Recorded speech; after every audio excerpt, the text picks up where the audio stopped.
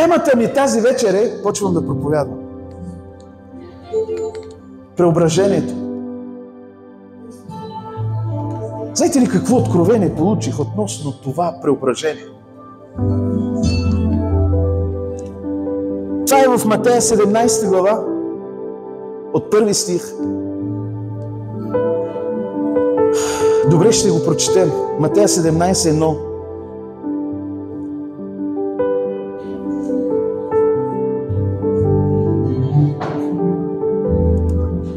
Халелуя. Матея 17:1. И след 6 дни Исус взе със себе си Петър, Яков и брат му Йоан и ги заведе на една висока планина и се прообрази пред тях. Лицето му светна като слънцето, а дрехите му станаха бели като светлината. И ето явиха им се Мойсей и Илия, които разговаряха с него. И Петър заговори и каза на Исус: Господи, добре е да сме тук.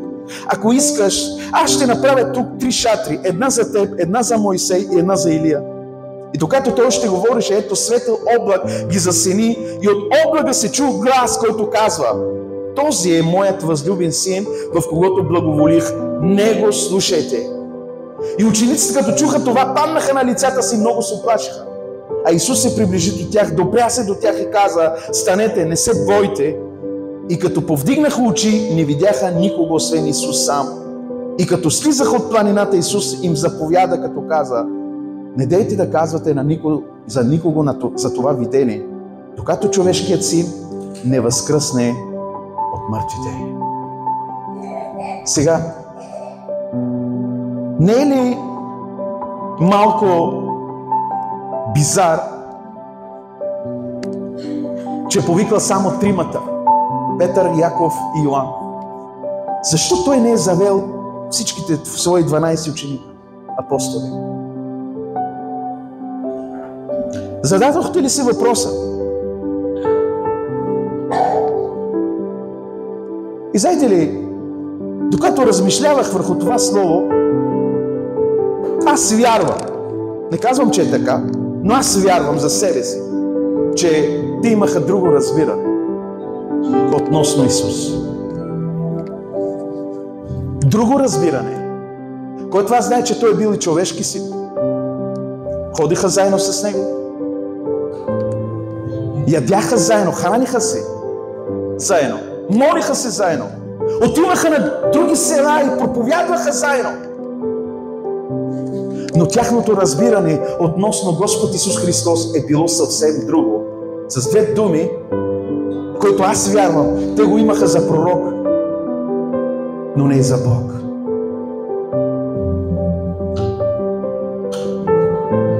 И си казал: елате с мене, перефразирам, да ви покажа кой съм аз. И когато се качи на планината, видяха Неговата божественост. Чувате ли ме? Неговата божественост. Затова казва планината на преображението. Те видяха славата на Господа.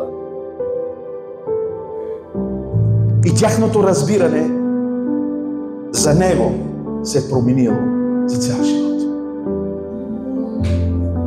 Знаете ли, умът ни е много беден да проумеем в кого сме повярвали. Умът ни е беден. Ние не можем да проумеем в кого сме повярвали. И кой е Исус за нас? Ето затова много от църквите ни няма растеж, няма движение, поради това, че умът ни е беден, маловерие. Ние не знаем, че Исус Христос е на трона и че без Неговото Слово нищо не може да се случи. Че Той управлява. Той е шефа. Кой това знае, че Той е шефа? Всичко е творение, но Той е Творецът. Всичко е сътворено от Него, но Той е Творецът. Той е единственият Бог, който не е сътворен, но вечно съществуващият. Аз съм този, който съм. На такъв Бог служи. И знаете ли, те видяха Неговата слава, но заедно до Него се появиха Мойсей и Илия. Чуйте ме, защо пък точно Мойсей и Илия? Защо нямаше Давид? Защо го нямаше Авраам? Защо го нямаше Яков? Защо го нямаше Исаия? Защо го нямаше всички другите пророци? Царе! Защо точно Мойсей и Илия? Зададохте ли си въпроса? Чуйте. Това е много... Не искам да го изпуснете, моля.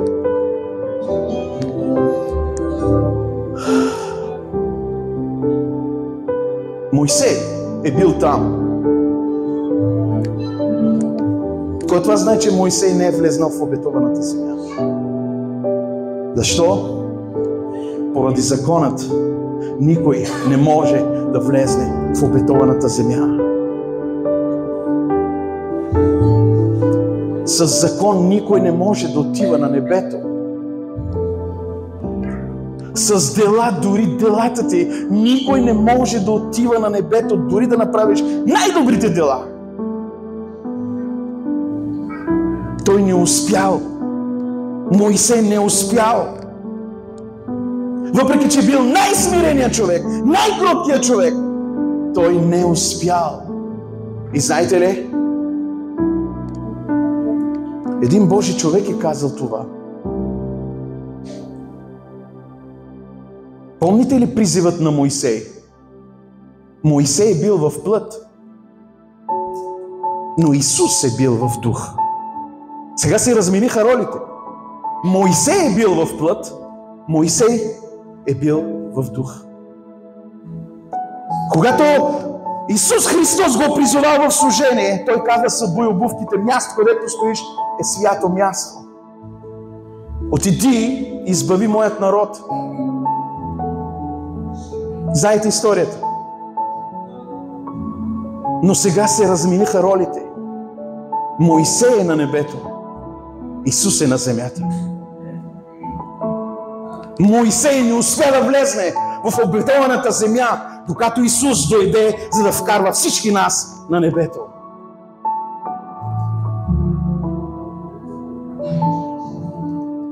Май не сте го схванали, както и да е.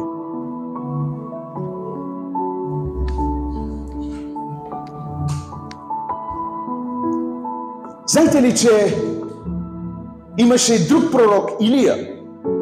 Защо Илия дойде? Илия е дошъл и е символ на грабването, т.е. благодатта.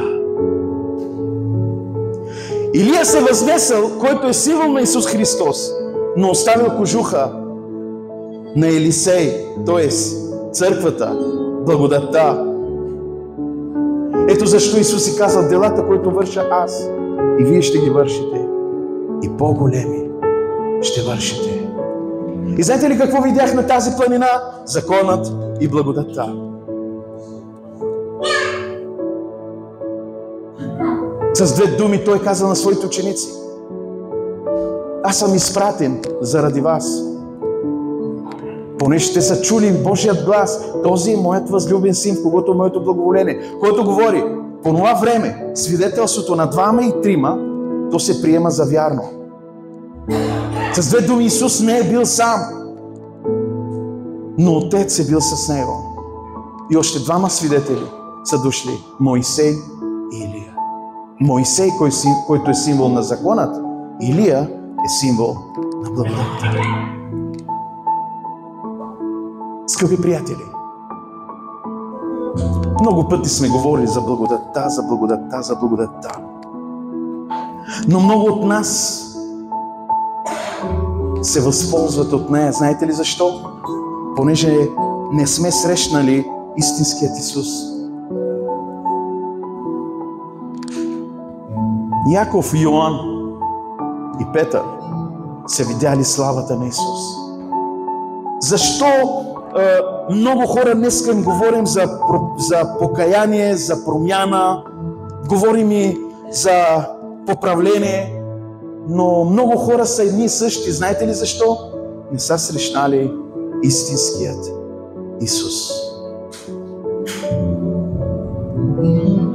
Имаше двама приятели. Единият е бил пастор, но другият е бил светски човек. Но са много големи приятели. Пасторът всеки ден, понеже работеха заедно, и пасторът всеки ден в свободното време му говореше за Исус. Пък той бил атеист, абсолютно не вярва в Господа. Ама всеки ден му говори, доказваше му от Словото: ето виж, той е истинският Бог, той е Месията, ще дойде, скоро време ще дойде. И му говори. Ама това с години. Той никога не откликнал на призивът. И решил по откровение пасторът да не му говори повече за Господа. Решил да се моли за него. И чуйте как се молеше всяка сутрин, когато ставаше. Казва: Господи, допусни моят приятел, нека да те срещне. Едно и също се молеше, не дълги молитви. Искам моят приятел да те срещне. И една неделя, една сутрин отива пасторът на богослужение да проповядва и за негова най-голяма изненада влиза неговият приятел наотзад и сяда наотзад. Той оставил микрофона, отиде, прегърнал го и му е казал: срещнал си го. Няма смисъл да го пита за какво си тук. Делата му го показваха и му казвал: срещнал си го. И той казвал: да, срещнах моят Господ, Месия, и коленичил и бил кръстен със Святия Дух. Може много да сме чули за Господа, да проповеди, да какво ли не, но много е важно да го срещнеш. Когато съм го срещнал в живота си, аз съм го срещнал в кола, докато шофирам. Там съм го срещнал. Представяте ли си? Цял ден съм плакал. Цял ден. Ма не можеш да спираш. Защо? Срещнал си го.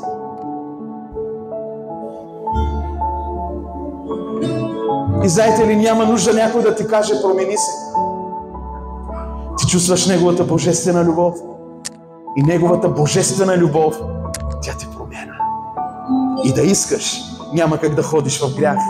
Понеже Неговата божествена любов, тя те променя. Днеска в църквите закони, промяна, покайте се, промяна. Няма нужда от това, повярвайте ми! Бог иска да го срещнеш. И когато ще го срещнеш, никога няма да бъдеш същият.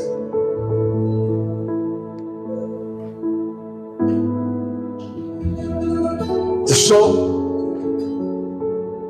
Духът е този, който се е новородил. Душата е процес, а тялото от пръст е взето, в пръст ще се върне.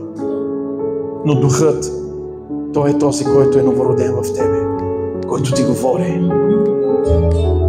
Той е този. Ето защо Бог се оказва: всеки новороден, невъзможно е да се грешава. Как е невъзможно? Да всеки ден се грешаваме.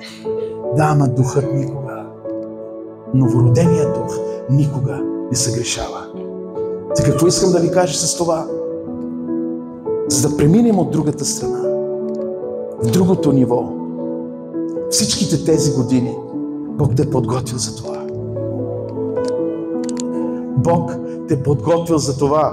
Слушайте, това е най-интересното.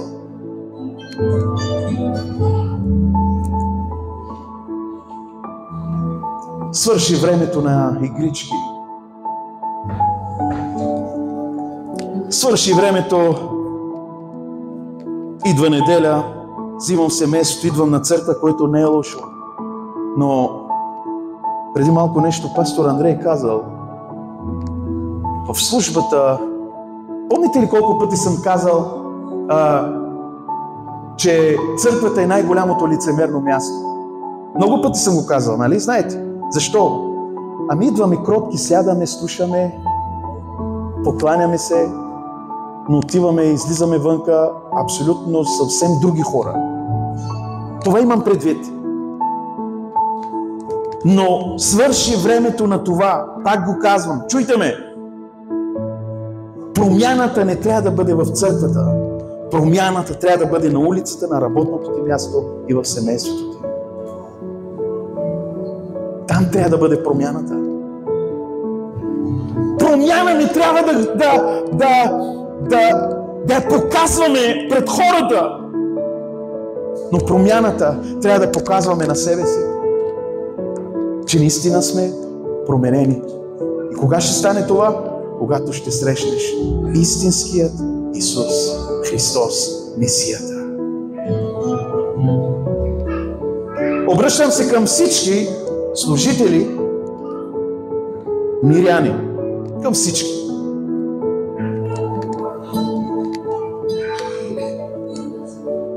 Дойде времето ти, колко пъти ще го кажа, да раждаш. Служители, дойде времето ви да раждате. Когато жена е във раждащи болки, тя има болки, но когато ражда, забравя за болките. Ако някой преминава през трудности, чуйте ме, тук съм да ти кажа, можем ли да се изправим? И ще продължавам. Искам да ти взема вниманието. Не искам да изпуснеш това, което ще кажа. Чуйте. А що не?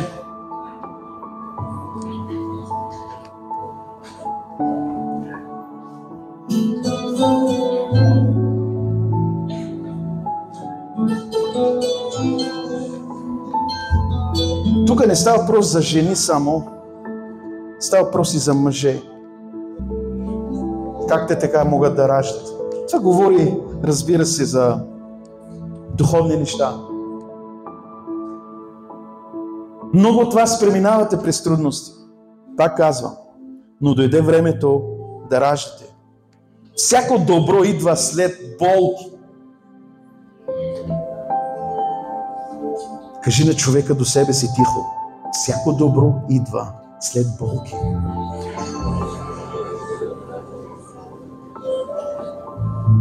Кой от вас знае, че когато има мир, има радост, широко около вратът му, няма как да премине на другото ниво, на такова състояние? Не знам дали ме разбирате това, което ви говоря.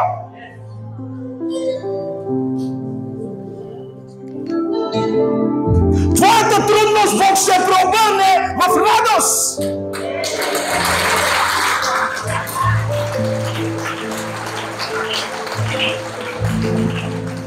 Твоят плач Бог ще го преобърне на смях. Ето защо Божието Слово казва, на вечерта има сълзи и на сутринта идва радост.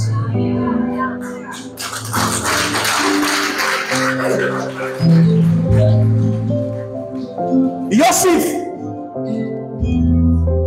в трудността си, в предателството, което са го предали братята му, в затвора, точно тогава той е родил видението си. Йосиф е родил видението си кога? Когато пасеше овцете ли? Когато беше широко около вратът му ли? Когато баща му даде шарената дрежка ли? Не, той е родил видението си, когато бил в тъмница, когато бил предаден, когато бил в ямата.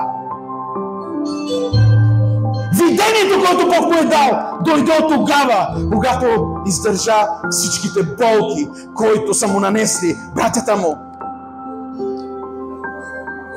И през всичките тези години, през неговото изпитание, Бог оформил характерът му, който аз знае, че той е бил лекомислен. Разказал съня си на братята си, на родителите си. И не само това, ами той не знаеше да тълкува. Кога започва да тълкува сънищата? когато Бог оформил характерът му, когато Бог го е смачкал, когато Бог го е разрушил. Когато е бил в ямата, имаше мъст, искаше да отмъщава, но когато излезна от затвора, вече той разсъждавал. Вие сте намислили зло против мен, но Бог го преобърна за добро. За добро.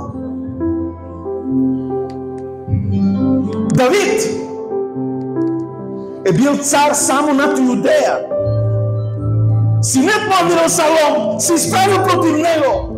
Искал да вземе тронът му. И той бягаше в пустините, жалейки, плачейки. Как може собственият ми син да се изправи против мене? Плачейки, ридайки, скитайки в дупки, в пещери, в пустини. И от кой бяга? Не от някой си, а от собственият му син. Болката е огромна. Но знаете ли за какво Бог допусна това? За да може да се възцари на целият Израел. Няма как той да беше си възцарил на целият Израел преди това, ако Бог не го оформил като характер, като видение. Знаете ли, Бог работи с нашите характери всеки ден. Бог се бори с нас. Кой от вас знае, че Бог се бори с нас? Бог се бори с нас. За да може Бог да ни пречупи. Исус Христос на кръста, в болките си, Той е родил църквата. Исус Христос не е родил църквата, когато е било всичко окей. Но Той е родил църквата, когато е бил в болките си, когато висял на кръста, когато е бил бичуван, бит, трънен венец. Виждаше кръвта как се стичаше върху тялото му. В болките си, в агонията си, казал: Господи, прости им, понеже те не знаят какво правят. Той не е изчакал да му мине. Той не е изчакал да възкръсне победоносно, нали, и каза: Господи, да, моля те сега, прости им. Не, но той им каза, когато е бил на кръста, в болки, в агония. И му казал: Господи, прости, те не знаят какво вършат. Точно от тогава, в болката си, родил църквата. Скъпи приятели, когато ще сте в болка, в трудност, точно от тогава ви предстои да раждате. Да раждате. Бог иска да раждате плод. Не вие избрахте мене, казва Словото, но аз избрах вас и определих да отивате по света и да принасяте плод, и то изобилен. Бог ни избра заради това. Време е да се предадеш. Време е да се предадеш. Яков е бил костелив орех. Патриарх Яхов е бил костелив орех. Трябваше ангел да се бори с него. Трябваше да се бори с ангела. И трябваше цял живот да ходи куц, за да се пречупи. И си казал: сега е времето да отиваме в Ветил. Бог се бори с нас. Повярвайте ми. Бог се бори с нас. Знаете ли, егото ни не е стъпкано. Егото ни не е разрушено. С какво прославяме Господа? Ето за това казвам, още не сме срещнали Господ. С празниците прославяме ли Господа? Кой от нас направил християнски сватби? На пръсти се броят. С какво го прославяме? Кажете ми. Или какво ще казват хората? Ето това е егото. Затова отдеве казах, гордостта ходи заедно с човека. Какво ще кажат хората? Ние живеем заради хората. Какво ще кажат хората? Живеем заради хората, за да ни ръкопляскат. Време е да живееш за Господа. Кажи на човека до тебе: време е да живееш за Господа. Идва ново време в живота ти. Време е да бъдеш пречупен. Време е да отдаваш слава на Господа чрез начинът си на живеене.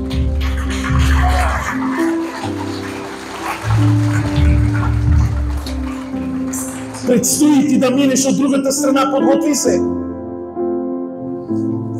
Мойсей, Бог е казал на Мойсей, кажи на народът ми да изперят дрехите си и на третия ден ще се срещна с тях. Вече не живее. На третия ден ще се срещна с нас, с тях. Време е да се подготвим за това. Знаете ли, че Христос идва? Време е да се подготвяме. Църквата трябва да премине от другата страна. Бог подготвя пътят.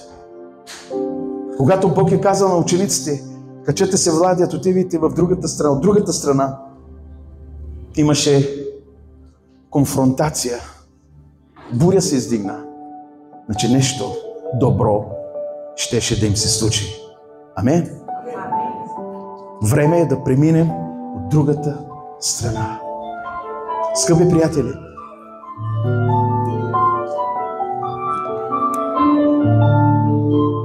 искам да ви кажа нещо. Пак и пак. Времето ти дойде. Дойде времето ти. Кажи на човека до себе си, дойде времето ти.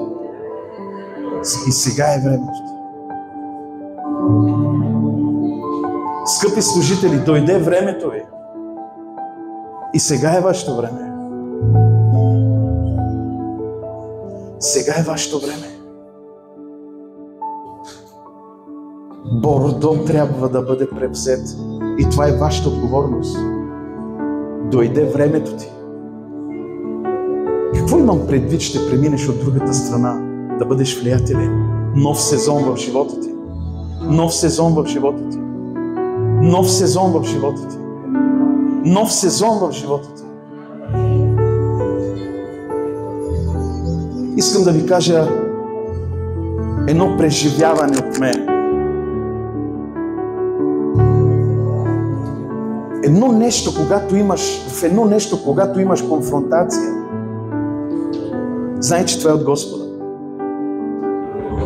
Знай, че това е от Господа. Помня веднъж, 2011 година съм бил в Аржентина. Толкова много исках да отивам там.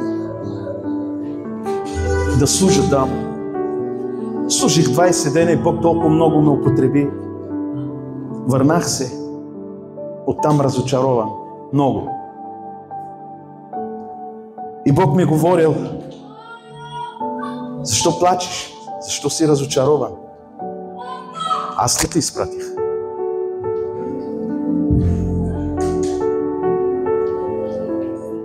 Всеко едно място, което много искаш да отиваш, знай, че там не е Бог. Бог не те изпраща. Но когато ти няма да искаш, точно тогава Бог ще ти изпраща. Павел не искаше в Рим.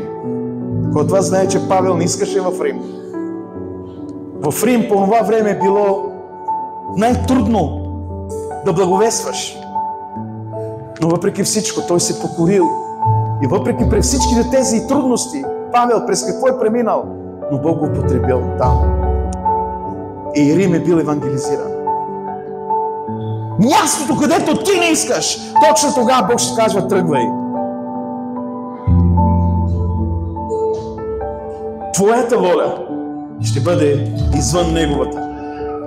Каква е била волята на Исус? Господи, ако е възможно, нека да ми отмине тази чаша, но не моята, а Твоята воля да бъде. Каква е била волята на Исус? Да го отмине. Но казва: но не моята, а Твоята да бъде. Сващате ли? Дойде това време. Искаш, не искаш. Чуй, искаш, не искаш. Бог ще те прекара от другата страна. И ще видиш Неговата слава. Ще видиш славата на Господа, казах. Ще видиш славата на Господа.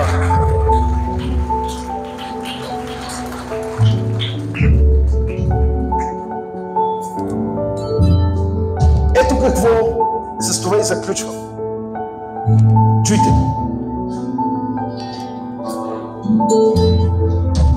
В деня, когато ти ще срещнеш Господ, в деня, когато ти ще се предадеш на Господа, чуйте. Едно нещо Бог ще направи с тебе. Ела сега да видиш какво имам аз за тебе. Ще имаш и водителство. Кой това знае, че нямаме водителство поради това, че все още не сме се предали на Господа, все още някои неща, които са в живота ни, все още не сме се предали на 100%. И понеже не сме се предали на 100%, почваме да улучваме. Това ще направя, онова ще направя, така ще постъпя. И поради това, че Бог не ни е говорил, ние взимаме грешни решения и после страдаме в живота ни. Страдаме. В деня, когато ще се предадеш, Бог ще дава видение, насока, водителство. И знаете ли, чуйте ме, това, което Бог ми е открил. И не само това, че ще имаш видение, че ще имаш откровение, но ще видиш и славата на Господа в живота ти. Амен.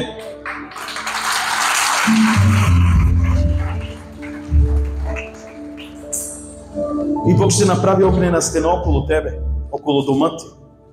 Бог ще направи огнена стена около теб и около дома ти. Около дома ти. Огнена стена.